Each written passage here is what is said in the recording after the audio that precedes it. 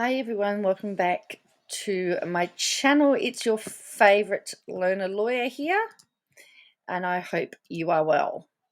So I've got an update for you on the Melissa Caddick property stuff. We know that the receivers, or they're trying to sell possessions to pay back the money that they're owed. We know that her husband has tried to get an injunction to stop all of that. So we are now at a stage where we're still in court. So let's have a look at the latest filings. There's been a few. So we've got a notice of appearance that appeared in March. So in March, Anthony Coletti said that he was going to get representatives. So there's been an appearance that he's the fourth interested party. He's appointed Swan lawyers to represent him, and there's the address for service. So he's now got legal representation. So then we've got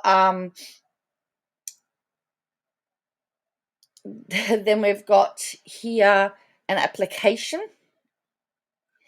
So this is an interlocutory application, Form 35. So this is when you want the court to do something within the case. So a case management hearing, this is for the 3rd of the 5th. So in Australia, that's how we read it. So on the 3rd of May at 9:30, they're going to have this hearing. So we've got the Australian Securities and Investments Commission, the plaintiff. The defendants is Melissa Caddick and another. So the applicants are Bruce Gleeson and Daniel Robert Sorry, in the capacity as joint and several receivers for the property of Melissa Caddick, and he's the respondent. So we've got defendants, we've got plaintiffs and defendants and applicants and respondents. Anyway, so it says to Anthony Coletti, the applicants apply for the interlocutory hearing set out in this application. It will hear the application and or make orders. So we know that that's happening. Okay, so we've had the notice. This is what they want. This is what they're asking. The solicitors, this is what the applicants or the receivers are asking for. That Anthony Coletti be restrained until further order of this court from prosecuting Federal Circuit and Family Court of Australia proceeding number, so SC, in respect to final orders 3 to 6 and interlocutory orders 5, 6 and 8 set out in the initiating application filed by Mr. Coletti in that proceeding on the 23rd of March 2022, and costs and any orders as they see fit. So remember, he's put in an application to try and keep the house. Now, we're going to affidavit here. This is soap opera-ish like. So we've got the notice of filing, so all of our stuff. So this was filed on the 4th of the 4th at 4:19 p.m. It's been accepted for filing under the court rules. So all the stuff in the federal court has this cover page. It's always stamped by the registrar. And it has what it is, and then, yes, whether it's approved or not approved. So this is the affidavit. So we've got, I, Michael Kevin Hayter, solicitor. I am the solicitor on record for Bruce Gleeson and Daniel Robert Sorrard, together receivers, the joint and several liquidators of Malvadar Private Limited in liquidation, and joint and several receivers to the property of Melissa Louise Caddick. I make this affidavit in support of the receiver's application to stay the proceeding described in paragraphs 3 to 6 of final orders sought and 5, 6 and 8 of interlocutory orders sought, those orders together, the Coletti proceeding, in initiating application filed by Anthony Coletti and exhibited to this affidavit at page 123 of confidential exhibit MKH8A. Now, it says confidential exhibit. Guess what? We don't get the confidential stuff. So there's no attachments here. We don't get any of that. So we don't get any of the confidential stuff. We just get everything. They may put it up if they redact all the information up, but we're not going to we don't get it. So there's no attachments to this. So we have to bear that in mind when we read that the evidence is deemed confidential. So capitalised terms in this affidavit that are not otherwise defined take a meaning from the confidential schedule exhibited at page 182 of confidential exhibit MKH8. At the time of swearing this affidavit, the exhibit has been prepared on my behalf, and I will refer to documents in the exhibit as XMKH8. The receivers were appointed by this Honourable Court on the 22nd of November 2021 for the purpose of, amongst other things, identifying, collecting and securing receivership property, as that term is defined in the orders made by Her Honour Justice Markovic on the 22nd of November 2021. To the extent necessary, ascertaining a total quantum of investor funds, as that term is defined in the appointment orders, and any funds advanced by any interested party to Melissa Caddick. Subject to further orders, taking possession of and realising the receivership property and seeking directions in relation to the distribution of funds obtained through the realisation of receivership property. A copy of the appointment orders is at page 1 to 6 of MKH. Paragraph 5 of the appointment orders set out the receiver's powers in respect to their appointment, which include the power to do all things reasonably necessary in connection with the objectives for which the receivers were appointed, and certain powers under Section 420 of the Corporations Act. On 24th of February 2022, amongst other things, Her Honour Justice Markovic made orders, the February orders, A, joining Anthony Coletti to this proceeding for the purpose of orders regarding the Dover Heights property. B, requiring Anthony Coletti to articulate any claim he asserts in the Dover Heights property by way of concise statement to be filed and served in this proceeding. C, absence of any such concise statement being filed by Anthony Coletti, granting leave to the receivers to file and serve an application seeking vacant possession and delivery of the Dover Heights property for sale. So they've put in the February orders. On the 3rd of March 2022, Swan Lawyers filed a notice of appearance on behalf of Anthony Coletti in the proceedings. A copy of that document is attached. Amongst other things, the March 3, 2022 email from Swan Lawyers also stated that Anthony Coletti intended to make an application to the Federal Court Circuit and Family Court of Australia, and if requested, SWAB held instructions to accept service of such application on behalf of receivers. On 3rd of March 2022, I caused a letter to be sent to Swan Lawyers with a copy of the February orders. A copy of that letter with attachments is marked.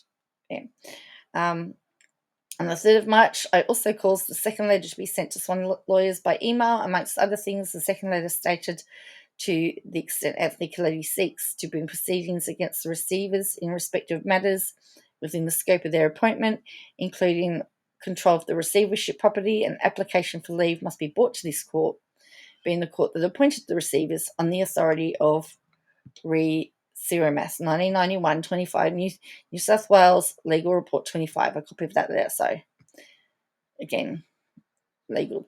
On the 4th of March, with the consent of the receivers and Anthony Coletti, the court made orders regarding the terms on which Anthony Coletti is required to grant access to Dover Heights property to receivers.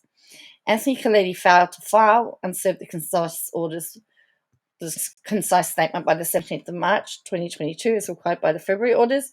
On March 18, I caused the letter to be sent to Swan Lawyers stating, amongst other things, that Anthony Coletti had not yet filed a concise statement in accordance with the February orders, and requesting confirmation that he agreed to give vacant possession of the Dover Heights property. On the 18th of March 2022, I received a letter in response to Swan Lawyers stating, amongst other things, that Anthony Coletti did not object to the sale of the Dover Heights property in the current market conditions, that he cannot pay the mortgage over the property, and that he desires to remain living in the property until its sale. A copy of the two letters dated the 18th of March 2022 is set out. On the 21st of March, I caused the letter to be sent to Swan Lawyers. The letter reiterated at paragraph 5A the need to obtain leave of this court prior to commencing any separate proceedings against the receivers. A copy of that letter.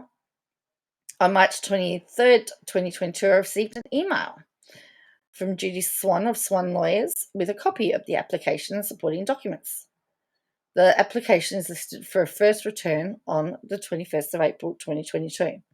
The Caddick proceeding in the application seeks orders in respect of receivership property, including Dover Heights property, the subject of this proceeding. It also seeks orders requiring receivers to perform certain acts and take certain steps in their context of their capacity as receivers of the receivership property.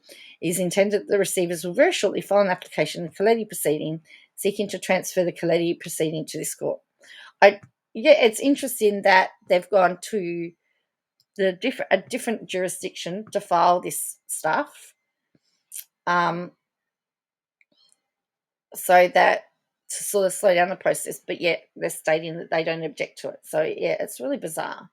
So this is another document. So this is a concise statement. So a concise statement, Barbara and Edward Grimley. So remember, they also they're interested parties. So part of the orders was they actually had to provide a statement to state why they should keep the property. So we know that Caddick didn't, but he's taken up other action. So there's now an application in this court to stop him from doing anything. Yeah, it's become a bit of a mess. But anyway, we'll try and unpack it. So Barbara Grimley and Edward Grimley are the parents of Melissa Caddick. The concise statement has been prepared in accordance with orders made by Markovic J on the 24th of February. It sets out the basis of Barbara and Ted's interests in the Edgecliff property with a view in assisting to the efficient resolution of their claims. So we know that they've put $1 million in. Barbara and Ted do not accept that the proceedings are properly constituted if they are to be used as a vehicle to ventilate any presently unarticulated priority dispute in relation to Edgecliff. The registered proprietor of the Edgecliff, Melissa, has not been served and the interests are otherwise unrepresented. Moreover, the interests of the other non-party investors are disparate, and at some point their interests will need to be properly represented. There is certainly no basis for Messrs. Gleeson and Sierra receivers to represent them. At present, the receiver's only interest, if that's what it is to seek vacant possession of Edgecliff for the purpose of a sale. To do so, they need to displace the possession of Barbara and Ted. Although it is understood that there is likely to be some significant contest about the claims of the investors, the basis of that contest, at least on the part of the receivers, is an oft-repeated assertion in correspondence and elsewhere of the existence of a Black versus S. Friedman Trust, but without any precise articulation of the particular persons who hold such asserted interests, the date or dates on which such interests arose, or the amounts said to be reflected by those interests. Barbara and Ted are therefore presently unable to respond to, for the same reasons, do not accept those amorphous assertions which are alleged beneficiaries of such trust to establish in property constituted proceedings. What does that mean? It means that they want to see proof that there's interest in the property of which that there is some valid reason for why they should be displaced, essentially. So now we're getting to the point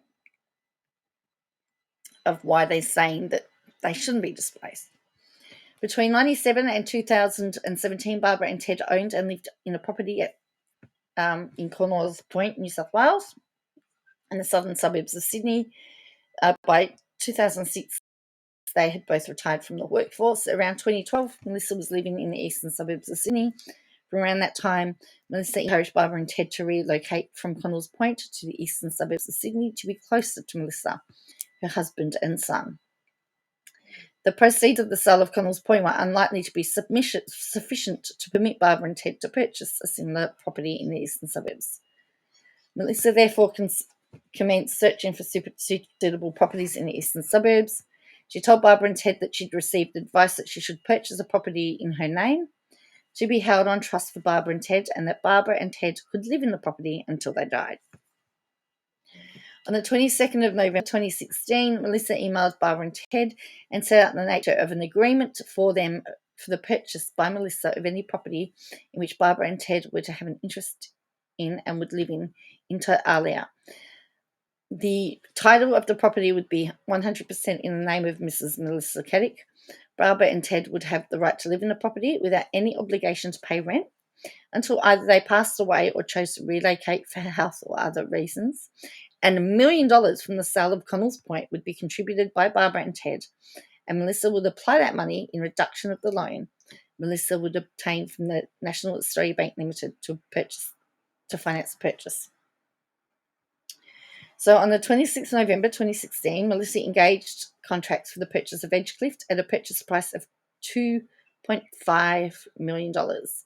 Melissa also sent an email and various documents to Barbara and Ted on that day, which recorded who made what contributions and final percentage of ownership. Melissa attached a spreadsheet which recorded inter alia that Barbara and Ted's $1 million contribution was applied as set out in 7C above, that is against a debt of $1.8 million. With that result, Barbara and Ted would have a 37.37% ownership of Edgecliff. This communication of the email on the 22nd of November 2016 set out the terms of agreement between Melissa on the one hand and Barbara and Ted on the other. Melissa also told Barbara and Ted that she would contact a solicitor to update Melissa's will to account for both Barbara and Ted's 37.37% in Edgecliff and their life estate. The latter was so included in Melissa's will dated the 10th of December 2016. Melissa's purchase of the Edgecliff property settled on the 18th of January 2017, and thereafter she became the registered proprietor. On the 21st of January 2017, Barbara and Ted exchanged contracts of sale for Connells Point, a sale price of $1.5 million, and the sale settled on the 7th of April 2017. From Barbara and Ted's net proceeds from the sale of Connells Point, a total of $1.187 million by one payment of $32,450.40, and one of $1.154 was paid directly to Melissa. Barbara and Ted therefore fully performed their obligations on the agreement referred to above. Without the knowledge of Barbara and Ted, Melissa did not apply the full sum of $1 million in the reduction of the NAB debt owing respect to Edgecliff. Melissa's failure to apply the full sum of $1 million in reduction of the NAB debt occurred without the knowledge of Barbara and Ted. Amounts to a breach of the binding agreement between them was done by Melissa dishonestly and fraudulently. Barbara and Ted have lived in Edgecliff since the 17th of March 2017 on the terms consistent with the life estate ownership of 37.37% in Edgecliff. On the 22nd of November 2021, the receivers were appointed under Section 1101B1 of the Corporations Act as joint and several receivers of the receivership property, being all of Melissa's property. Properly analysed, the facts set out in 7 and 8 above reflect a binding and enforceable contract between Melissa on the one hand and Barbara and Ted on the other. 4A, with effect from the 22nd or 28th of November 2016, or alternatively from the 10th of December 2016, the creation of the life estate. Upon the payment of $1 million for the conveyance and equitable estate in fee simple or 37.37% in Edgecliff, Barbara and Ted have performed their obligations under the contract. In equity, they would be entitled to a degree of specific performance, but would it be sufficient for the court to grant declaratory relief of the kind set out below? Alternately, Barbara and Ted contend that Melissa, and through her the receivers, are bound by proprietary or promissory estoppel. That is, she and they are stopped from denying the truth of representation set out in 7B and C and 8 above, which representations Barbara and Ted have relied upon in the way set out in C. Barbara and Ted would be entitled in any property constituted proceedings to declaratory relief in the effect that Edgecliff is held by Melissa, and through her the receivers, on constructive trust for them, as to 37.37%, that they have an equitable estate in fee simply in Edgecliff, and that they have a valid and subsisting life estate. Such relief would be perfect to the agreement with Melissa that they have fully performed. As the proceedings are presently constituted, there is no need for Barbara and Ted to seek relief as the only question that could possibly be before the court is whether the receivers ought to be entitled to order for possession against Barbara and Ted for the reasons set out above. The receivers are not entitled to any such order.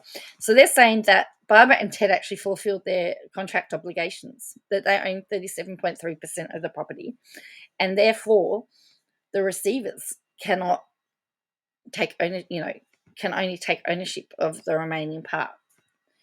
So, and they're saying that because it's all set out above, that the receivers just can't sell the property under their nose. In any such proceedings, the court should declare that Melissa, and through her the receivers, are stopped from denying that $1 million of Barbara and Ted's funds were applied in reduction of the NAB debt in respect to Edgecliff, the existence of the life estate, Barbara and Ted's 37.37% beneficial ownership of Edgecliff. So, at worst case scenario, they're owed that. Barbara and Ted recognise that in seeking equity, they would have to do equity. Barbara and Ted hereby undertake that they will, for the duration of the life estate, maintain Edgecliff to a reasonable state of cleanliness and repair, pay outgoings, namely utilities, rates and strata fees in respect to Edgecliff, and pay 37.37% of the interest payable from the time in respect of the debt due or NAB in respect to Edgecliff, other than any default interest that has occurred. The court would otherwise make further or such orders or grant relief as they think it's appropriate. So they're saying, hey, we want to stay and this is what we're going to do. At the risk of repetition, unless and until someone commences properly constituted proceedings to effect that they have a better interest than Barbara and Ted, there's no need to speculate as to the possible outcome of that contest, other than to observe that it will raise significant complex issues of fact and law, including but not limited to the fact that Barbara and Ted were dealing with the registered proprietor of Edgecliff in relation to Edgecliff. For present purposes, Barbara and Ted's position is that if the receivers asked for an order of possession of Edgecliff, their interest is such as to an amount to concrete answer to such claim, unless what is sought is deferred until the conclusion of the life estate and the payment of the amount in recognition of their 37.37% interest, at which point they would be open to the receivers dealing with Edgecliff. But in event absence by application by someone to remove Barbara and Ted's caveats over Edgecliff, the property cannot be sold. That's what they're stating, that they have a big interest in it, and unless it can be proven that somebody else has a better interest, then so now they're actually talking about harm. Barbara and Ted have relied on a representation set out in 7BC and 8 above by selling Connell's Point, paying the sum of $1 million to Melissa, carrying out at their cost renovations, improvements and repairs. If Melissa is permitted to resile from the representations Melissa made in connection with Edgecliff, or the agreement referred to above is not specifically performed, then Barbara and Ted will suffer loss and damage in the form of the amount of $1 million and the opportunity to use those funds to purchase a home in which to live, life estate, an equitable estate in fees important to Edgecliff, out-of-pocket expenditure on inter alia renovations, improvements and repairs to Edgecliff, and payments made to Melissa in connection with Edgecliff, for which, in the circumstances of the case, damages would not be an adequate remedy. So they're saying that the property can't be sold because there was an agreement in place, there was a contract in place. They've kept their part of the contract. Melissa's not here. What she did with their money, they're not responsible for, but they have maintained and kept that part of the contract. It's quite funny that I'm doing contract law. So their part of the contract was fulfilled, and as part of that agreement, they could live there until for life, that they're prepared to keep it at a high standard so that if something was to happen to them, it could then be sold. That if it has to be sold, they want, they need to be adequately compensated, beyond compensated. So it's a very interesting mess. So as I said, we've got Anthony Coletti that's filed an application in another court, So there's an application now in the federal court to have those proceedings moved from that court to the federal court, that Kaledi is actually stopped from taking any action until the matters are resolved in this court. It's become a big mess. And of course, as I expected, Melissa Caddick's parents have said, we had an agreement.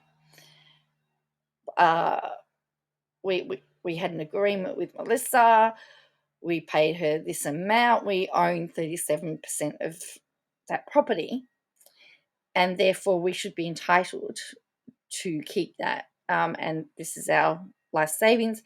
If you're going to sell it from us, if we have to do it, we want to be adequately compensated for it. So this is all the stuff that's going to be. But so the Kaledi application is being heard in May. I mean, this has been going on since, what are we looking at? The 9th of November 2020. So, yeah. So that's my Melissa Caddick update. There's still, as far as I know, nothing more. There was I think there is a TV series that has been done about the Melissa Caddick. I'll try and find the link, see if it's available online so you can watch it. It is dramatized. They have taken dramatic license. But we know that apparently, according to the affidavit signed by the receiver's solicitors, that Kaledi is having trouble paying the mortgage. So it looks like that house could be sold. The house that their parents are living, they're staking a 37.3% ownership claim to that. So they have a caveat on that house, so it can't be sold.